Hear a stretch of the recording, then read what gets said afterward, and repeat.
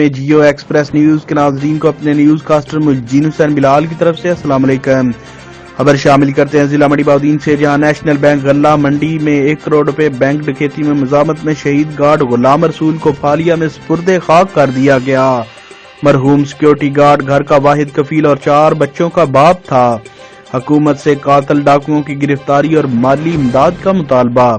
منڈی Bahauddin national bank غلہ منڈی میں 1 کروڑ روپے کی ڈکیتی مزاحمت میں شہید ہونے والے سیکیورٹی گارڈ غلام رسول ساکن مغل پورہ پھالیہ کو سپرد خاک کر دیا گیا۔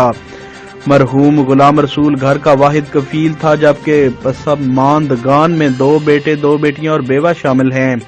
شہید گارڈ کے بیٹے کا کہنا تھا کہ پٹ لگا فرنٹ سے، ٹھیک ہے، میرے نال بہت پیڑا ہے۔ انصاف میں چاہیے گورنمنٹ کو کہ میرے والد صاحب ساڈے واسطے، میرے چھوٹے بہن بھائی نے، چھوٹیاں 2 بہناں نے 2 بھائی نے، میں سب تو وڈا بھائی ہاں انہاں دا، تے مین جڑا نا گورنمنٹ کو انصاف چاہیے۔